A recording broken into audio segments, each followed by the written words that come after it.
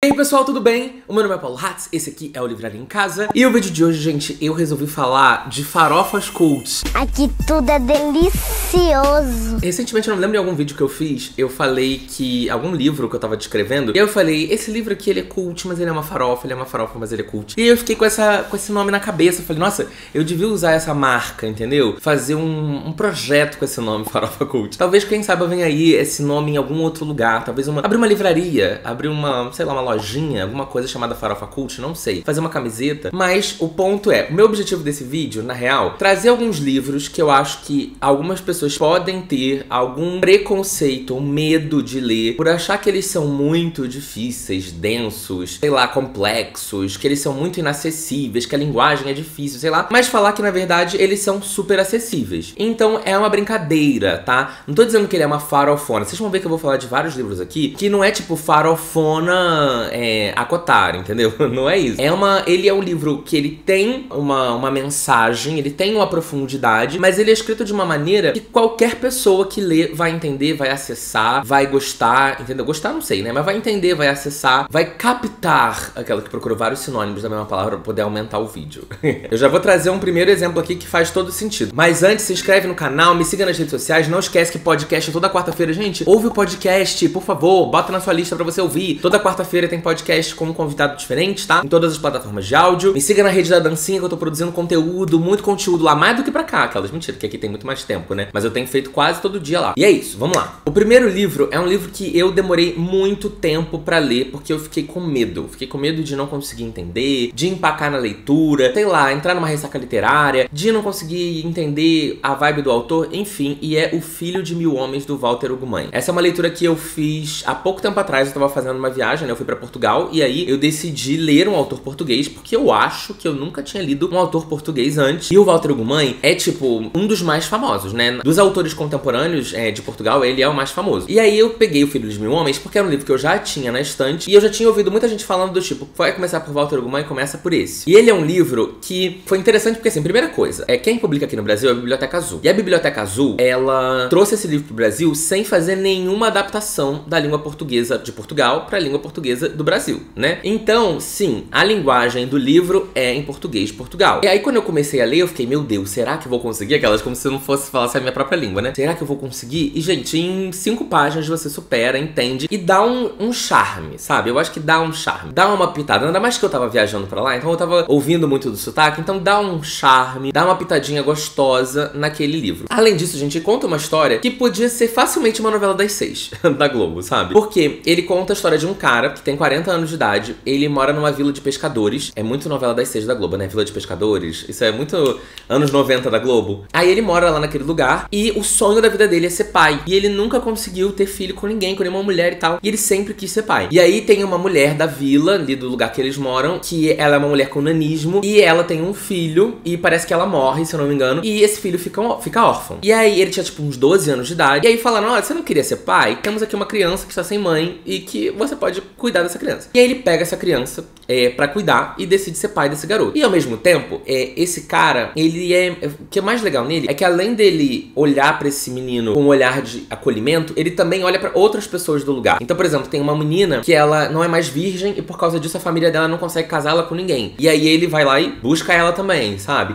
Traz ela pra perto. E tem uma outra parte que é muito legal nesse livro, que mostra muito a visão desse menino de 12 anos adotado, da visão da questão da sexualidade, porque tem um personagem gay no livro, que é um personagem que todo mundo debocha, fala mal, zoa e tal. E você vê a visão desse menino de também entrar na onda da homofobia, porque todo mundo, né, repercute aquele pensamento, e como isso vai se moldando e se modificando com informação, com vivência, com educação dentro de casa, com várias coisas assim. Então, gente, no final das contas, eu achei esse livro muito gostoso. Ele tem personagens muito legais. Lógico, não é que é um livro extremamente fácil, igual eu falei, acotar. Eu tô brincando aqui, quando eu falo farofa cult, é isso. Ele é um livro cultzinho, mas ele é acessível, entendeu? Se você pegar, se dedicar, ler com calma, vai funcionar. Eu nem demorei tanto assim pra ler, ele é um livro curto, e o que foi mais legal é que eu li pelo esquilo. Eu falei isso pra vocês quando eu fiz esse vlog. Esse vlog, inclusive, de Portugal, que muitas pessoas não viram, a parte 2 e a parte 3, foram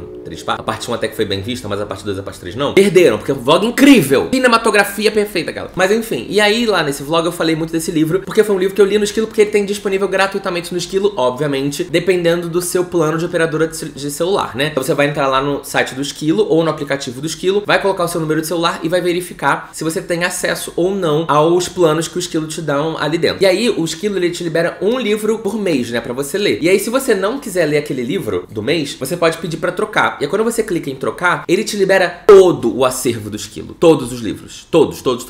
Você pode trocar por qualquer um. E aí o Filho de Mil Homens tá lá. Eu acho que tem mais livro do Walter Ugumãe lá, inclusive, também. Mas o Filho de Mil Homens tá lá. Então, se você tem o aplicativo do Esquilo, se você tem um plano de celular que cobre, né? O seu plano de celular cobre, te dá o direito a ter o aplicativo do Esquilo, você pode ir lá trocar e pegar o Filho de Mil Homens. Eu li pelo celular, por exemplo, pelo aplicativo do Esquilo durante a viagem, né? No avião e tal. Só no avião eu li metade do livro. Só na ida. Assim, e olha que eu sou ruim com avião porque eu tenho medo de avião, né? Então eu fico tenso, eu fico ansioso, aí eu tomo remédio, aí eu não consigo dormir direito. Às vezes eu durmo, às vezes não. Mas eu consegui ler metade do livro porque é muito rápido mesmo. E foi uma leitura muito gostosa. Outro livro é um livro nacional. Eu poderia encaixar vários livros nacionais aqui. Eu escolhi dois.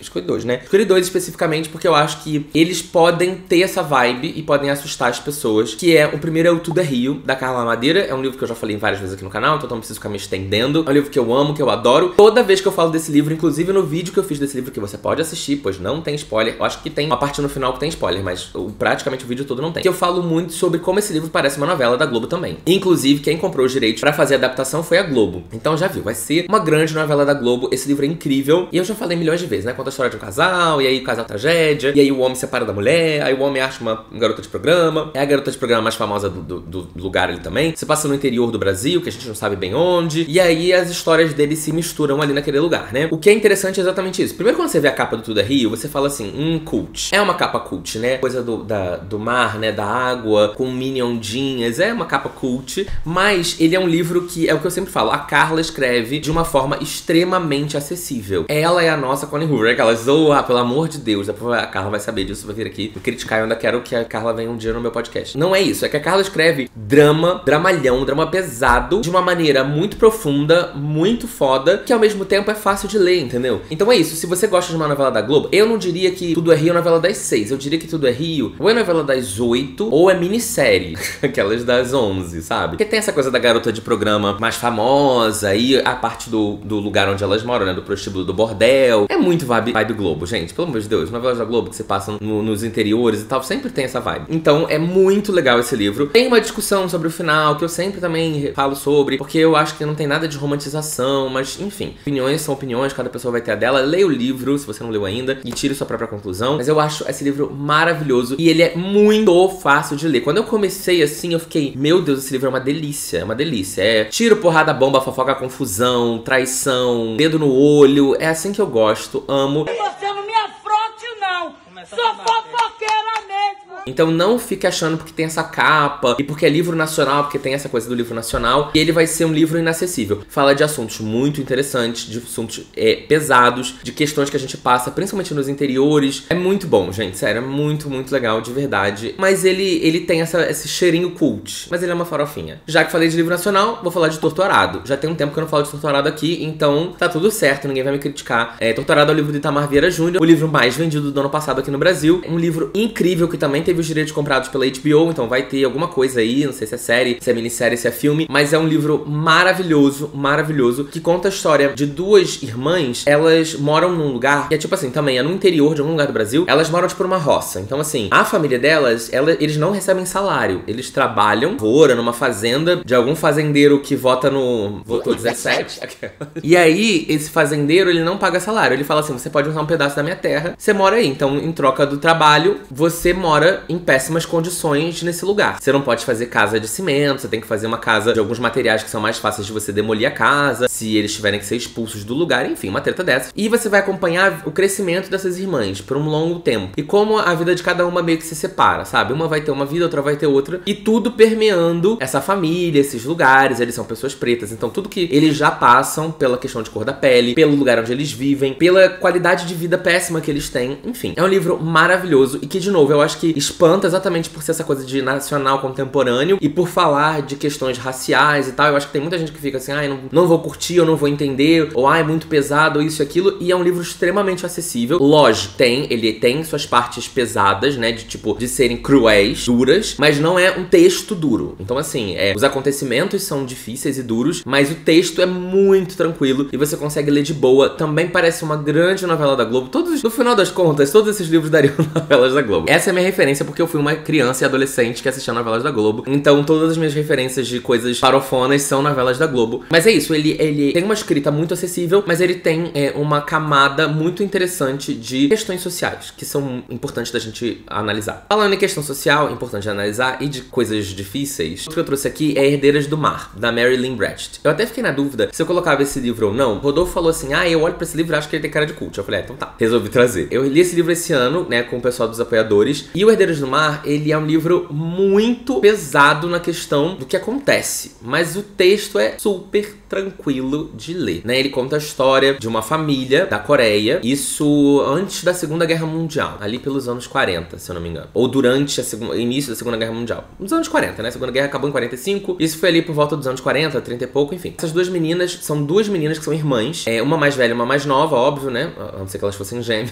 A mãe delas e elas estão... A mãe delas é mergulhadora, na verdade, e elas estão aprendendo, uma delas já é mergulhadora, a outra tá aprendendo a ser mergulhadora. Isso é uma coisa que existe até hoje na Coreia, essas mulheres mergulhadoras, elas mergulham e fazem pesca de algumas coisas, como ostra, algumas paradas assim, e elas são muito treinadas, elas ficam, tipo assim, vários minutos sem respirar, é uma parada muito tensa, e que elas fazem isso, tipo, desde que nascem, desde que elas são pequenas, elas aprendem como as mães, é uma coisa que vai passando de mulher pra mulher, em alguns lugares específicos ali da Coreia. E o que tá acontecendo? O Japão invadiu a Coreia, e o Japão assumiu o poder da Coreia. E aí, essas meninas e essa mulher, elas estão, na verdade, a mulher saiu, deixou as meninas na praia, as meninas estão nadando, quer dizer, uma das meninas está mergulhando, a outra não, e aí chegam os soldados japoneses, e a irmã mais velha, ela vê que a irmã mais nova vai ser abordada por um soldado japonês, e ela volta desesperada do mar, nada desesperada, até ela chegar na areia. Quando ela chega na areia, ela chama a atenção do soldado, e o soldado não olha pra irmã dela e olha pra ela. E aí, o que acontece? O soldado meio que captura ela, né? Sequestra, basicamente. O soldado captura ela, fala que ela vai ser necessária pro governo e etc. E o que ele faz com ela ele leva ela pro Japão pra ela servir de garota de programa, basicamente, de escrava sexual, porque nem garota de programa, né? Porque ela não recebe por isso. De escrava sexual para os soldados japoneses que estão lutando na guerra. Então ela chega lá, ela vai pra um lugar, né, com várias outras meninas também, e ela tem que ficar nesse lugar servindo sexualmente esses caras. Então, assim, é um livro pesado, cheio de gatilhos. Daí você já tirou tudo que tem, né? Mas ele é um livro que ele tem uma escrita muito tranquila, muito fácil de ler. Não tem nada difícil, nada, muito poético, muito subjetivo, muito abstrato, não. Ele é muito direto e é exatamente por isso que ele é bem cruel, sabe? Porque você vai acompanhar todas as crueldades que aconteceram com essas pessoas. O livro tem outras coisas que acontecem, tá? Não é só essa parte dela nessa casa, recebendo os soldados. Tem outras coisas que vão acontecer com essa menina, mas é muito bom. Esse livro é muito bom. Um livro maravilhoso, que depois também fala sobre Guerra da Coreia, de quando a própria Coreia, eles mesmos internamente tiveram uma guerra civil, e foi quando a Coreia se dividiu entre Coreia do Norte e Coreia do Sul. Então, assim, é muito legal pra você entender de Segunda Guerra Mundial, entender de Guerra da Coreia, entender da importância e da influência do Japão na Coreia. Então, é muito bom. Me abriu os olhos em tantas coisas, sabe? Eu não fazia a menor ideia.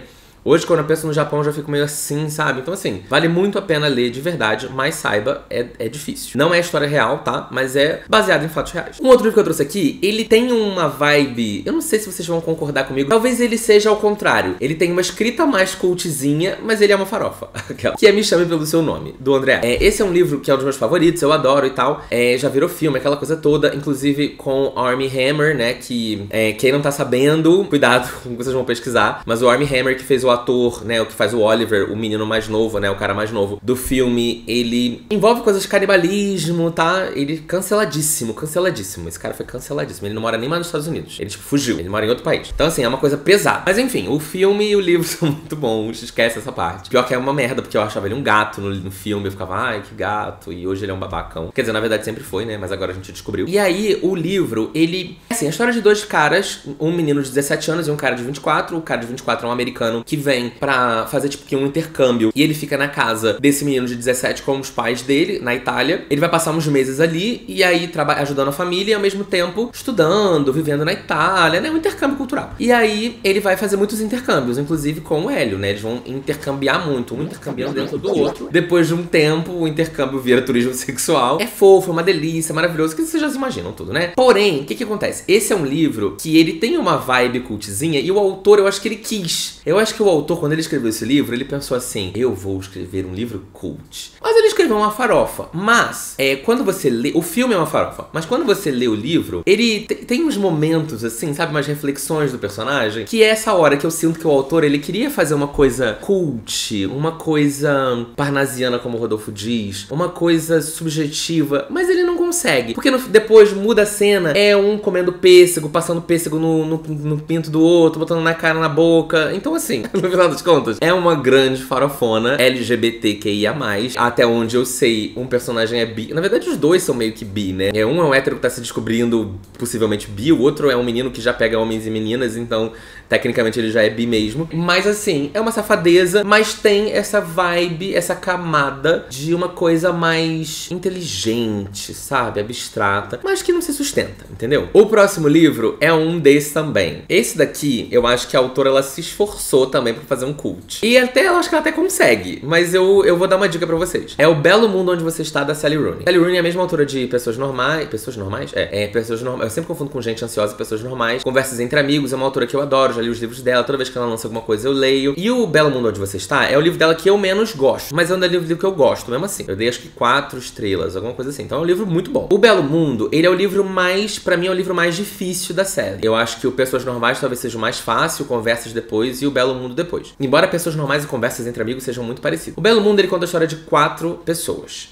A história é focada em 4 personagens. E esses personagens, todos eles se conhecem ou vão se conhecendo aos poucos, sabe? Uma menina mora num lugar, aí ela conhece um cara no Tinder, aí tem uma outra menina que era amiga dela, mas aí a amizade delas dá uma diminuída, ela volta a falar com outro cara. Enfim, e aí em algum momento, em determinado momento, esses 4 se reúnem, tá? O ponto desse livro qual que é? A própria Sally Rooney teve muita dificuldade de escrever esse livro. Ela disse que escreveu, tipo, 3 versões diferentes do livro. Ela teve que estudar, ela falou, cara, eu fui estudar muita coisa pra poder conseguir escrever esse livro. E dá pra perceber que ela se esforçou no livro, sabe? O ponto pra mim todo entre capítulos desse livro tem um texto. Ela sempre bota uma reflexão que é uma parada tão viajada, tão viajada, assim. É quase que uma onda. É uma onda de ácido, uma onda de bebida de droga. É uma onda. Então, assim, o que eu sugiro? Não leia, porque não faz diferença nenhuma. Sempre que tem essa reflexão no final do capítulo, gente, é uma onda. Final ou no início, eu não lembro agora. É uma onda muito louca. E eu ficava tipo,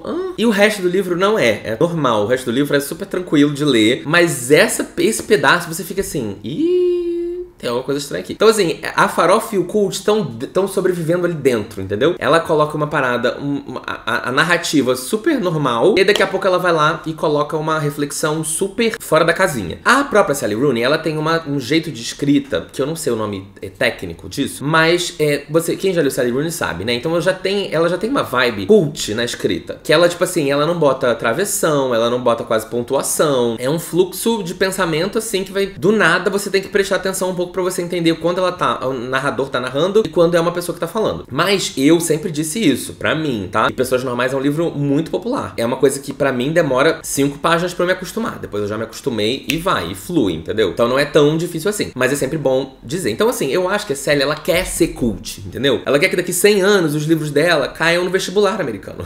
Então assim, ela se esforça nessa entrega. Mas eu acho que ainda é uma farofinha, tá? Eu acho que ainda é uma farofona. É Tinder. Um boy que me deu mole não sei quantos anos atrás, agora ele voltou a me dar mole. Sabe? É uma farofa, mas que ela envelopa de um jeito que parece mais cult do que é. Outro livro que eu tenho aqui na minha lista também é O Quarto de Giovanni, do James Baldwin. Esse é um livro que eu também tinha um pouco de medo de ler. Eu tinha terminado um livro também que daria pra encaixar nessa lista, mas como ele só tem em inglês, eu não quis botar aqui, que é o... como é que é? Swimming in the Dark. É um livro gringo que não saiu no Brasil. E no livro eles falam muito de Quarto de Giovanni. E aí eu fiquei, preciso ler esse livro, né? Preciso ler. Aí eu fui ler O Quarto de Giovanni. Eu acho que eu li numa leitura conjunta com Vitor e Maíra. Também a gente tinha o Clube dos 3. 3. Então, assim, o meu medo de ler O Quarto de Giovanni é que eu pensava assim, nossa, esse livro foi escrito há não sei quantas décadas atrás e tal, e eu não vou entender, e lá. Mas ele conta a história de um cara que ele, se eu não me engano, é americano, aí ele tá na França, em Paris, e ele tá ali tentando, tipo, a vida, sabe? Tentando ganhar a vida e tal. Mas assim, nos Estados Unidos, que eu acho que é de onde ele vem, se eu não me engano, ou é a Inglaterra, eu não me lembro. Mas do país de origem dele, a família dele tem grana. Mas a família dele não, tipo assim, vai lá, vai aí viver. E ele vai pra esse outro lugar, ele tem uma noiva. Essa noiva dele tá fazendo outra, tá viajando pela Europa. Tipo, largou ele pra lá e tá viajando pela Europa. E ele tá em Paris. Ele conhece Giovanni. E o Giovanni, ele é tipo um garçom. E esse cara, ele nunca ficou com outros caras. E aí ele começa a ter uma interação ali com o Giovanni e tal, e não sei o que. Dividir quarto com o Giovanni, babá. E o Giovanni, uma hora que Giovanni e eles vão, já imaginam o que vai acontecer.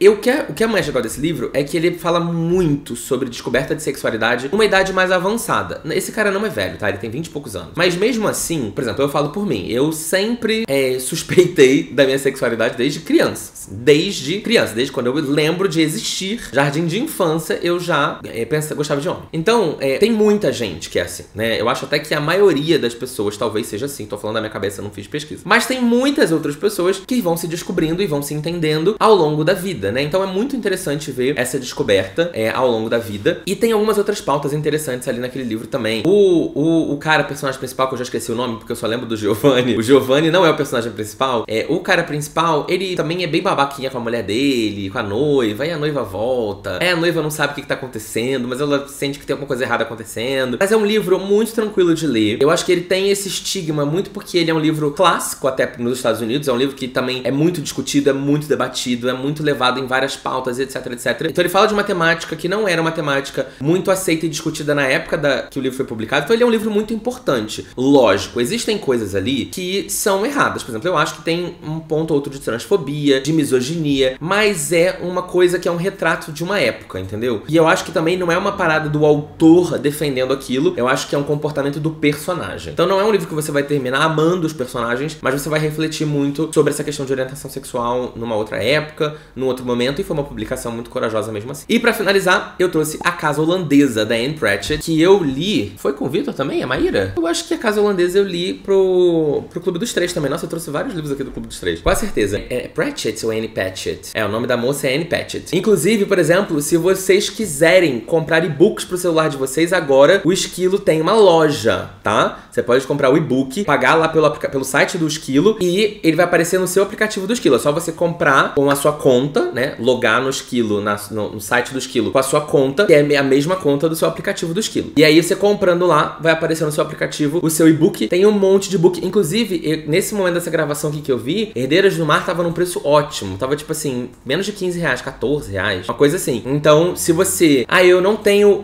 o Esquilo com os livros gratuitamente pra eu ler. Ou, o que eu quero ler não tá disponível no Esquilo gratuitamente. Vocês podem comprar o e-book e ler no celular ou no tablet, tá? Funciona no celular ou no tablet. É só ter o aplicativo do Esquilo baixado e logar com a sua conta de cadastro, beleza? Então não esquece que é muito bom. E aí, voltando a falar de A Casa Holandesa, foi o livro que eu li na época do Clube dos Três. Ele é um livro que conta a história de uma casa, que ela é uma casa lindíssima, belíssima e tal. E teve um dono. Esse dono é um pai de família. Ele tem, se não me engano, 2 filhos. E ele tinha uma mulher, né? Uma madrasta, na verdade. Ele tinha uma outra mulher, né? Porque tinha a mãe das crianças. E depois teve essa madrasta. E esse cara, ele, tipo assim, ele começou a ganhar dinheiro na especulação imobiliária, né? Ele compra casa, vende casa, compra casa, aluga casa, compra casa. Ele começou a fazer isso. Ele não tinha uma infância... Ele teve uma infância, uma adolescência pobre, mas ele conseguiu ir multiplicando o dinheiro dele. Até que ele chegou nesse momento onde ele tem essa casa maravilhosa, que é enorme. E ele tem outras várias coisas que ele administra, que ele vende, compra, aluga e tal. E aí, ele morre. E aí, quando ele morre, vira uma treta federal. Porque a madrasta das crianças, ela tira a máscara dela de boazinha e ela vira uma grande babacona. E ela não quer muito saber deles dentro de casa. É tipo,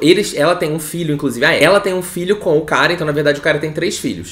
Um filho com essa madrasta, com essa mulher, e os 2 outros filhos mais velhos de uma mulher que já morreu no passado. Então, esses 2 irmãos ficam órfãos, e aí eles ficam naquela coisa de, bom, a gente tá sendo expulso de casa, basicamente, dessa casa, e tudo, meio que a vida deles ainda gira em torno daquela casa. Tipo, lembrar das coisas que eles viveram ali, da mãe deles que viveu ali, daquela mulher babaca que tá ali agora, com essa criança e tal. e ao mesmo tempo eles vão vivendo a vida deles. Então ele não é um livro sobre a casa, entendeu? A casa, ela é só um pano de fundo pra um drama familiar muito maior. Porque a gente vai acompanhar eles vivendo outras coisas muito diferentes. Romances, a relação entre eles dois não é tão fácil assim, entre os irmãos, né? Essa treta de herança, treta de família, né? As coisas que aconteceram com a mãe deles, por que a mãe deles morreu, o que rolou com a mãe deles, né, na época e tal. Então é um livro que ele é muito sobre um drama familiar. Eu amo esse livro, até porque eu amo essa temática. E eu acho que, assim, esse livro, ele tem uma capa que eu acho linda demais. E que eu acho que talvez passe uma vibe, uma coisa meio... Ai, é um livro difícil, é um livro cult, que eu vou precisar segurar uma taça de vinho assim pra ler, sabe? E não é. No final das contas, é um livro de